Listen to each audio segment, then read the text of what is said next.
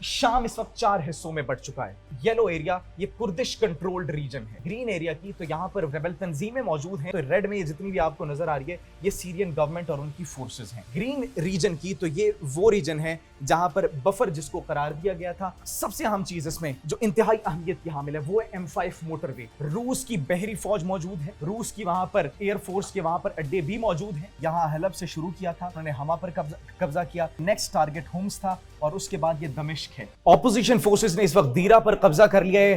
Holmes पर कब्जा करने की बातचीत हो रही थी, लेकिन एक सरप्राइज अटैक किया गया रेबल फोर्सेस की जानिब से, ऑपोजिशन फोर्सेस की जानिब से। और इस वक्त शाम की गवर्नमेंट को, बशारुल असद की फौज को, उनकी गवर्नमेंट को एक बहुत बड़ा धचका मिला है। सूरत हाल इंतहाई कशीदा हो चुकी है मिडिल ईस्ट की इस जंग में। वो जंग जो सिर्फ 2 ममालिक से शुरू हुई थी, अब फैलते फैलते बहुत से ममालिक इसमें शामिल हो चुके हैं। ताज़ा तरीन अपडेट्स क्या हैं सब आपको बताएंगे अपने आज के इस प्रोग्राम में। आप एक न्यूज़ डिजिटल देख रहे हैं और मैं जवाद यूसुफ हूँ। नाजरीन, एक स्टेटमेंट जारी की जाती है रेबल फोर्सेस के लीडर की जानिब से एक गैर मुल्की मीडिया को इंटरव्यू देते हुए, और उसमें यह अज़्म जाहिर किया जाता है कि सबसे पहले हमने हलब पर टेक ओवर किया। हलब पर टेक ओवर कितने घंटों में किया गया? सिर्फ 72 घंटों में एक अहम शहर पर कैप्चर कर लिया जाता है रेबल फोर्सेस की जानिब से। वो रेबल फोर्सेस जो कि पिछले तकरीबन 8 से 10 सालों से खामोश थी, उन्होंने रियाम किया, खुद को रीग्रुप किया और उसके बाद उन्होंने एक मैसिव अटैक लॉन्च किया जिसमें बशारुल असद की फौज को, उनकी गवर्नमेंट को बिल्कुल तबाह कर दिया। अगर हम ये कहें तो गलत नहीं होगा। हलब से उन्होंने शुरू किया, हलब के बाद उन्होंने हमा पर भी कब्जा कर लिया। जुमेरात की शाम को उन्होंने हमा पर कब्जा किया। उसके बाद जुम्मे की शाम को एक बहुत बड़ा दावा किया जा रहा है रेबल फोर्सेस की जानिब से कि उन्होंने दीरा पर भी कब्जा कर लिया है। अब सवाल यह है कि उन्होंने ये, अगर बात की जाए तो होम्स पर कब्जा करने की बात की गई थी क्योंकि M5 मोटरवे इंतहाई अहमियत का हामिल है। M5 मोटरवे जो कि 5 रीजन्स को इस वक्त जोड़ रहे हैं, हलब, उसके बाद होम्स, उसके बाद हुमा, फिर दमिश्क दारुल खिलाफा सीरिया का, और उसके बाद दीरा।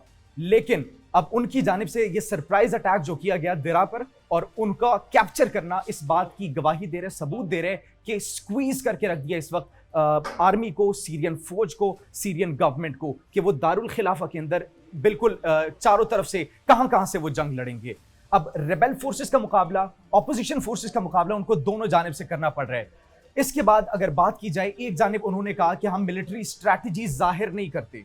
मिलिट्री स्ट्रैटेजी जाहिर न करने की बिना पर उन्होंने ये बयान एक पिछला भी जारी किया था कि हम होम्स पर अटैक करेंगे। तो अब सीरियन फौज जो है उनका सारा ध्यान उनका उन रेबल्स से लड़ने के लिए होम्स पर था, और ये कहा जा रहा था कि वहां पर उनको रूस की मदद भी शामिल है, रूस के साथ साथ ईरानी ग्रुप्स की और ईरान की सपोर्ट भी शामिल है। इसके बावजूद जॉर्डन के बॉर्डर के करीब दीरा शहर पर हमला कर देना और फिर उसको अचानक से ये ऐलान कर देना, उधर की वीडियो सोशल मीडिया पर जारी कर देना, वहां पर उन रेबल फोर्सेस, ऑपोजिशन फोर्सेस जो हैं वो मार्च करते हुए दिखाई दे रहे हैं। वहां पर उनकी फोर्सेस सबसे पहले मोहल्लों की तलाशी शुरू करते हैं। मोहल्लों की तलाशी शुरू करने के बाद वहां के जो इदारे हैं उनको कैप्चर करते हैं। इदारों के बाद सरकारी दफातर को कैप्चर करते हैं, महफूज बनाते हैं। और एक बड़ा धचका इस वक्त लगा है बशारुल असद की गवर्नमेंट को, क्योंकि उनके लिए सूरत हाल इस वक्त बहुत कशीदा हो चुकी है।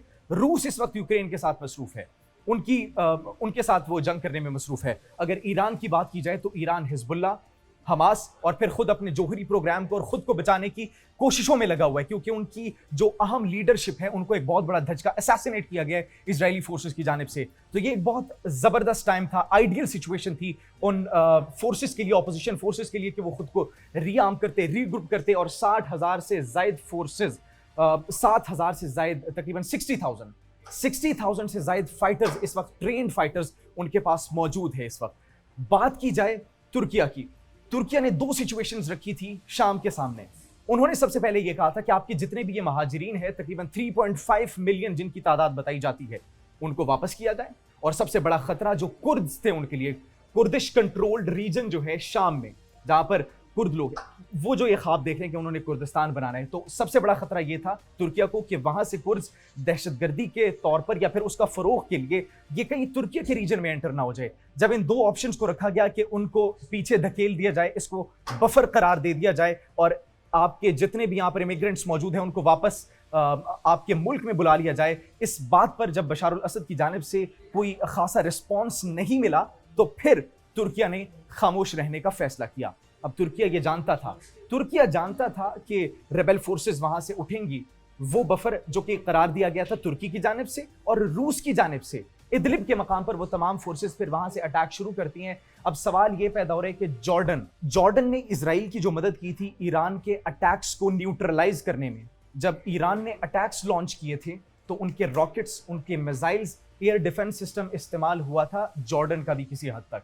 तो अब सवाल ये किया जा रहा है कि जिस तरीके से पहले इजराइल की मदद की गई थी जॉर्डन की जानिब से उस ईरान के अटैक्स को न्यूट्रलाइज करने में, अब क्या पता ये जो रेबेल फोर्सेस हैं, ऑपोजिशन फोर्सेस हैं, इनकी भी मदद जॉर्डन ने की हो और फिर उसके बाद ये स्टेटमेंट जारी कर देना कि अब हम अपने सरहद को, अपने बॉर्डर को क्लोज कर रहे हैं। जो सिचुएशन सीरिया में इस वक्त क्रिएट हो चुकी है उसकी वजह से ये एक बहुत बड़ा सवालिया निशान है।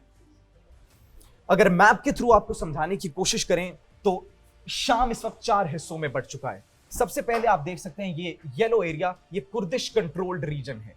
उसके बाद अगर बात की जाए ये ग्रीन एरिया की, तो यहां पर वो बागी फोर्सेस, रेबेल तंजीमें मौजूद हैं जो कि किसी हद तक तुर्किया की उनको हिमायत हासिल है।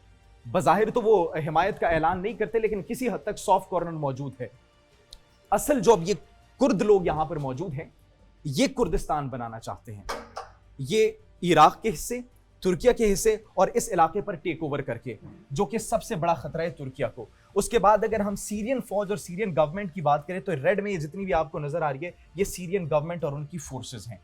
उसके बाद अगर बात की जाए यहाँ पर ये ग्रीन रीजन की, तो ये वो रीजन है जहाँ पर बफर जिसको करार दिया गया था, और बफर के तौर पर ये रीजन था जहाँ पर 2016 के अंदर तमाम उन रेबेल फोर्सेस को धकेल दिया गया था और इसको बफर करार दे दिया गया था कि यहाँ पर अब ये रेबेल फोर्सेस हैं, यहाँ से ये लोग अटैक नहीं करेंगे।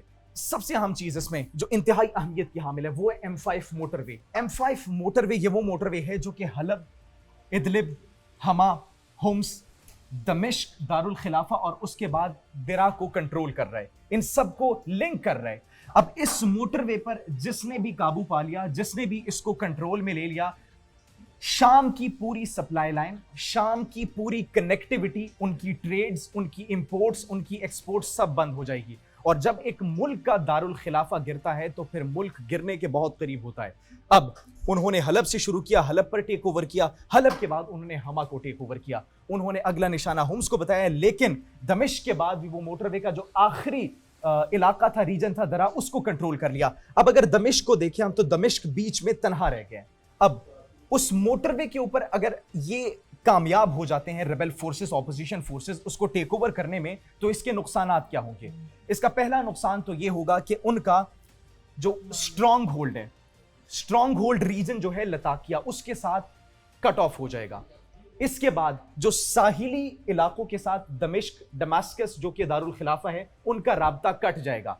उनका राब्ता अगर कट गया तो हम ये जानते हैं कि वहां पर साहिली पट्टी पर रूस की बहरी फौज मौजूद है, रूस की वहां पर एयरफोर्स के वहां पर अड्डे भी मौजूद हैं, रूस से उनका राब्ता मुनक़ता हो जाएगा।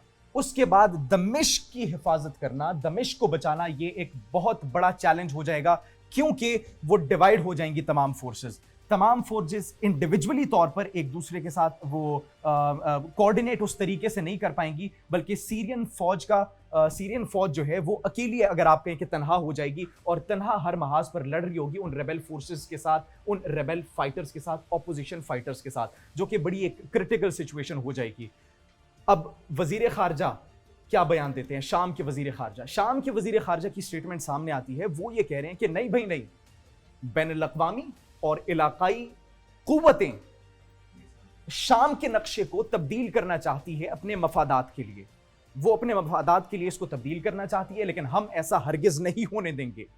हम जो भी यहाँ पर ऑपोजिशन फोर्सेस हैं, रेबेल्स हैं, उनका मुकाबला करेंगे। और ये जो दरा पर टेक ओवर करने की बात की जा रही है, ये सरासर झूठ है।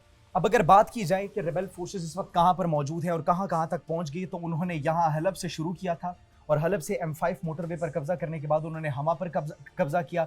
हमा के बाद उनका नेक्स्ट टारगेट होम्स था और उसके बाद ये दमिश्क है।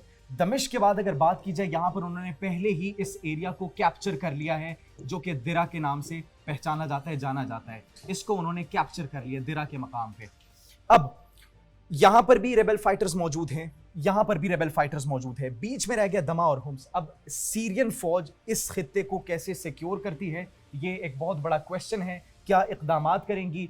रूस फिजाई तौर पर उनके बिल्कुल साथ हैं, लेकिन अगर उनका राब्ता कट ऑफ हो गया तो उनको ज़मीनी मदद फराहम करना बहुत मुश्किल हो जाएगा। नाज़रीन, आप इस बारे में क्या सोचते हैं? अगले 24 से 48 घंटे उनको इंतहाई क्रूशल करार दिया जा रहा है। मिडल ईस्ट की इस जंग का नक्शा यकसर तब्दील हो सकता है, और आप इस बारे में क्या सोचते हैं कमेंट सेक्शन में ज़रूर बताइएगा। अपना बहुत ख्याल रखिए। अल्लाह निगहबान।